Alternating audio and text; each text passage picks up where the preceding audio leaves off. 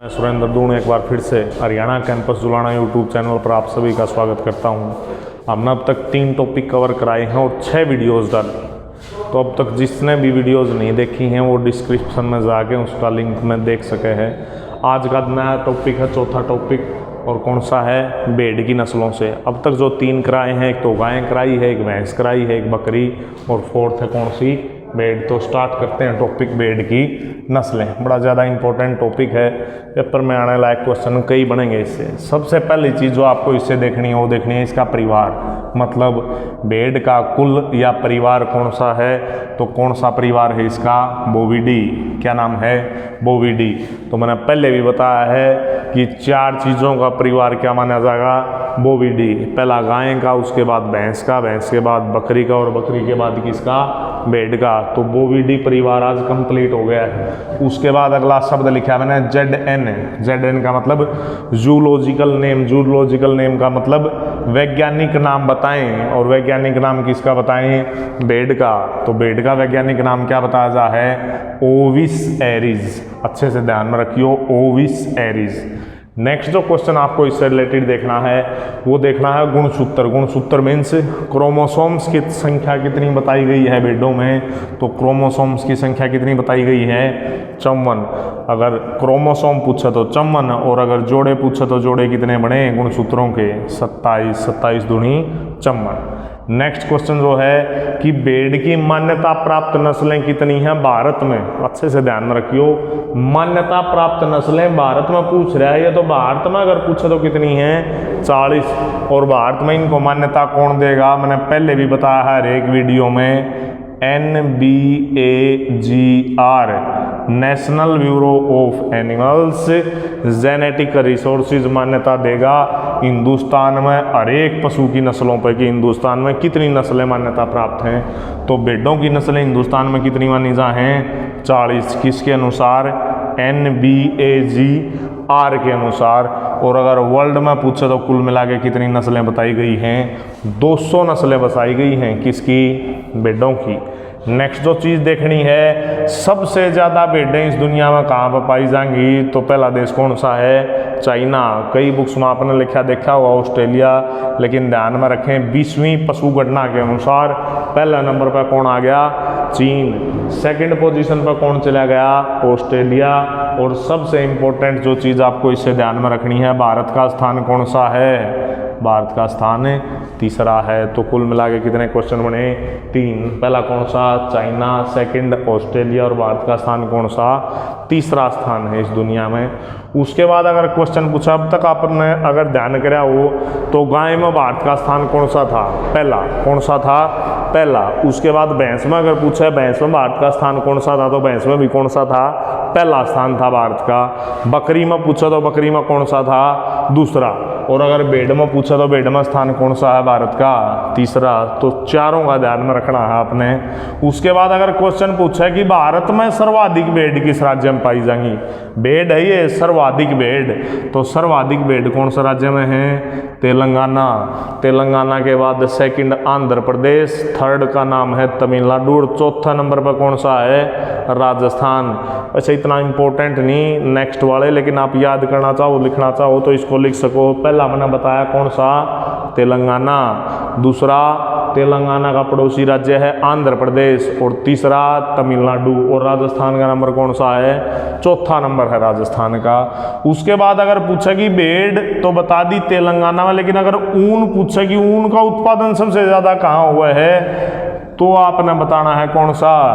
राजस्थान। अलग अलग क्वेश्चन है, भेड़ पूछा तो तेलंगाना, और अगर ऊन पूछा तो कौन सा?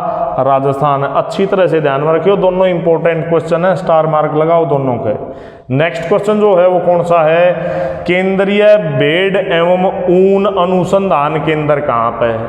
दोबारा बता दूं, केंद्रीय भेड़ एवं ऊन अनुसंधान केंद्र, तो ये कहाँ पे है? अविकानगर। और अविकानगर कहाँ पे है? राजस्थान में। कहाँ पे? राजस्थान।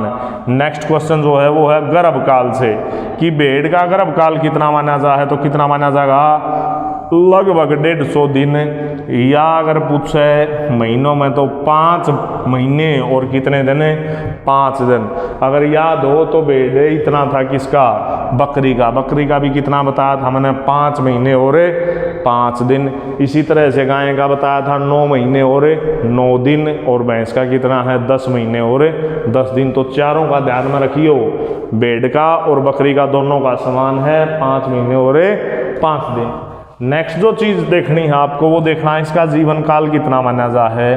तो जीवन काल कितना माना जा है, 12 से लेके कितने साल, 16 साल की उम्र मानी जा है किसकी, भेड़ की। नेक्स्ट क्वेश्चन जो है वो कौन सा है कि ऊन आयात निर्यात केंद्र बताएं। ये दोनों अलग अलग चीज हैं। ऊपर था केंद्रीय भेड़ एवं ऊन अनुसंधान केंद्र, ये है ऊन आयात निर्यात केंद्र। तो ऊन आयात निर्यात केंद्र कहाँ पे है, कोटा, और कोटा कहाँ पे है, राजस्थान। नेक्स्ट जो क्वेश्चन है वो है भेड़ एवं ऊन प्रशिक्षण केंद्र, अलग अलग है, इसको अच्छे से लिखियो अपने नोट्स में। भेड़ एवं ऊन प्रशिक्षण केंद्र बताएं, तो प्रशिक्षण अगर लिख रखा है तो फिर कौन सा है, जयपुर। आयात निर्यात है तो कौन सा, कोटा। भेड़ एवं ऊन अनुसंधान केंद्र पूछे तो अभिकानगर। अभिकानगर, कोटा और जयपुर तीनों जगह कौन से स्टेट में है, राजस्थान में। उम्मीद है यहाँ तक आपको अच्छे से समझ आया होगा, साथ साथ इसके नोट्स बनाते चलो। उसके बाद जो चीज़ है वो किससे रिलेटेड है, ऊन से। ऊन उतारने की प्रक्रिया क्या कहलाओगी, बहुत बढ़िया क्वेश्चन है, प्रीवियस ईयर राजस्थान में एक बार पूछा गया कि ऊन उतारने की प्रोसेस ने क्या बोला रहे हैं, सीयरिंग। क्या बोला रहे हैं, सीयरिंग। इंग्लिश में भी आज कहिए ऊन उतारने की प्रोसेस क्या कहलाओगी, सीयरिंग। अगला जो क्वेश्चन है वो बड़ा इंपॉर्टेंट है, आंखों की ऊन उतारना क्या कहलावे। आंखों की ऊन उतारना, ये था शरीर की ऊन उतारना, ये है आंखों की ऊन उतारना। तो क्या कहलाएगा, आइंग। क्या कहलाएगा, आइंग। जो आंख के आसपास जो ऊन मिलेगी उसको उतारने की प्रोसेस क्या कहलाएगी, आइंग।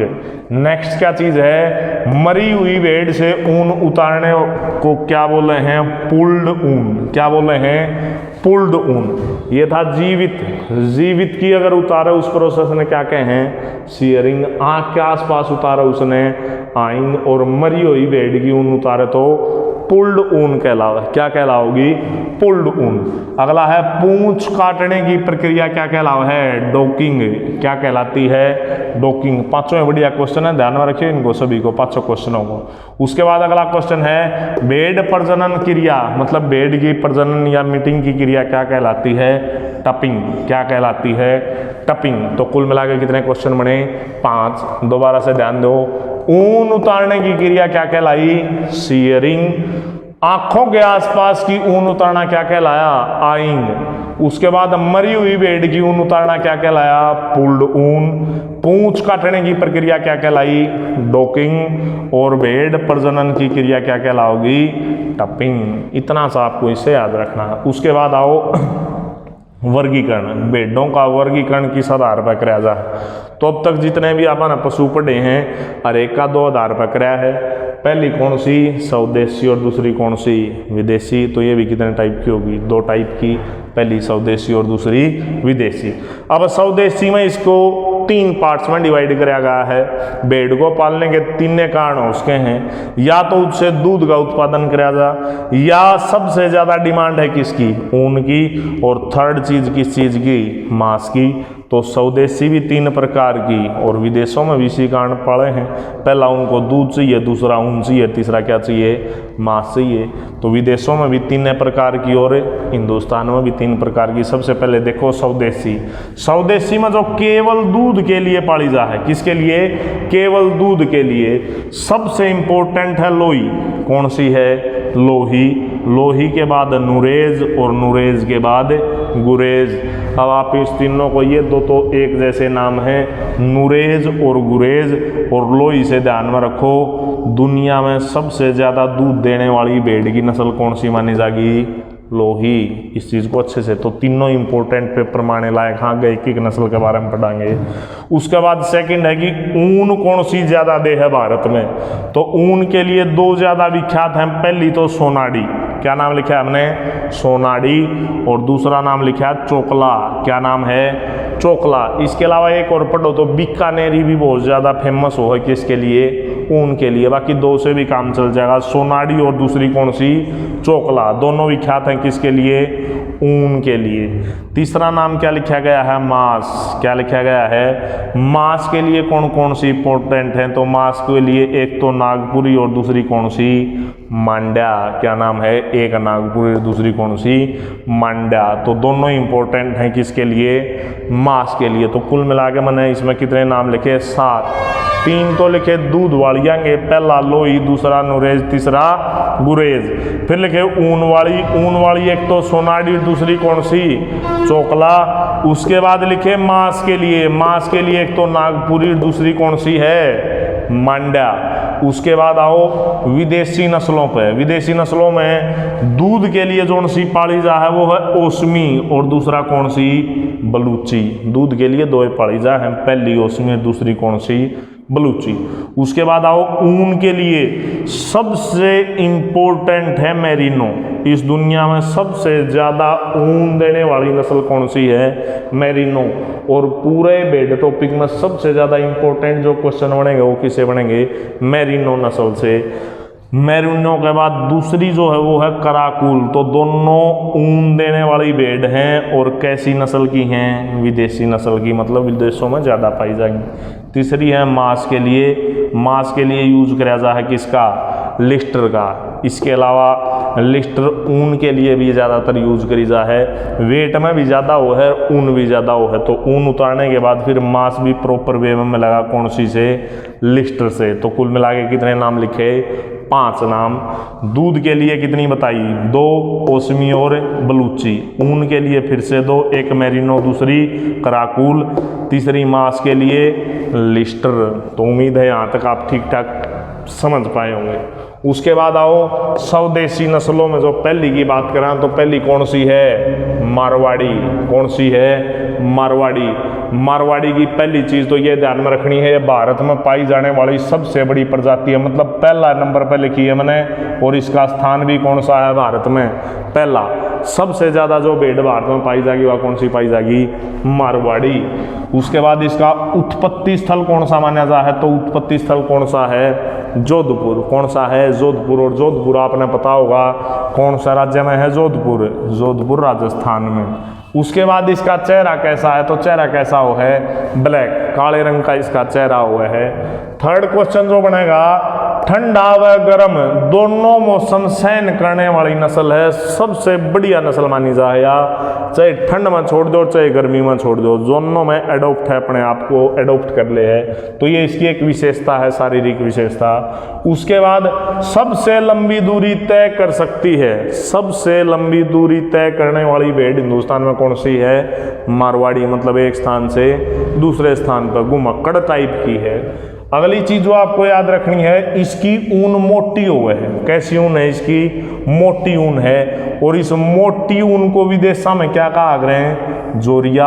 आने लायक क्वेश्चन है, खास तौर पर यूरोपियन कंट्रीज में, यूरोप में इसकी मोटी ऊन ने क्या बोल रहे हैं, जोरिया। और खास डिमांड है इसकी ऊन की, खास करके विदेशा में या यूरोप में, क्योंकि यूरोप के देश कैसे हैं, ठंडे देश, जहाँ पे कैसे कपड़े चाहिए, मोटे कपड़े चाहिए। और मोटे कपड़े कैसी ऊन से बनेंगे, मोटी ऊन से बनेंगे। तो ध्यान में रखियो, किस भेड़ की ऊन या किस भारतीय भेड़ की ऊन की यूरोप में ज़्यादा मांग है, तो कौन सी की, मारवाड़ी। और इसकी ऊन है किस प्रकार की, मोटी। और इसको क्या बोलेंगे, जोरिया। क्या कहेंगे, जोरिया।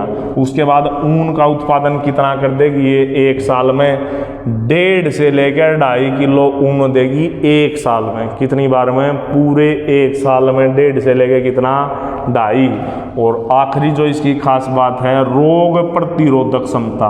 रोग प्रतिरोधक क्षमता का मतलब समझे, मतलब बीमारियों से लड़ने की सबसे ज़्यादा जो अक्षमता है वो किस में है, मारवाड़ी में। सबसे कम बीमार होगी कौन सी?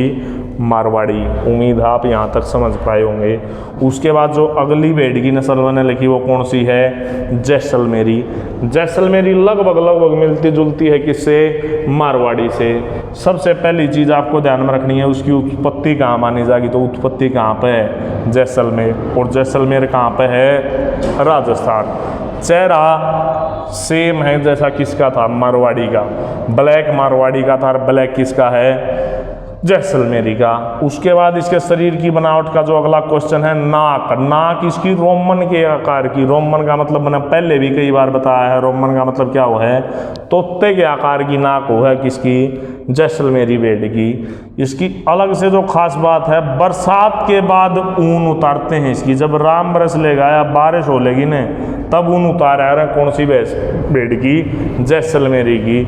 और उस ऊन का रंग हमेशा कैसा होगा? पीला रंग, प्योर पीला। कैसा? प्योर पीला। उसके बाद आएगा क्वेश्चन ऊन के उत्पादन से कि एक साल में कितना ऊन का उत्पादन कर देगी? तो 2 से लेके कितना केजी? 3.5 केजी। कितने साल में? 1 साल में। उम्मीद है यहाँ तक आपको वीडियो पसंद आई होगी। इसके पूरे का स्क्रीनशॉट ले लो एक बार, उसके बाद इसके नोट्स बनाते रहो साथ साथ। कल बात करेंगे विदेशी नस्लों के बारे में। तो जिसने भी चैनल अब तक सब्सक्राइब नहीं किया है तो प्लीज़ चैनल को सब्सक्राइब करें, ज़्यादा से ज़्यादा कमेंट करें और वीडियो को शेयर करें। आप सभी का बहुत बहुत धन्यवाद।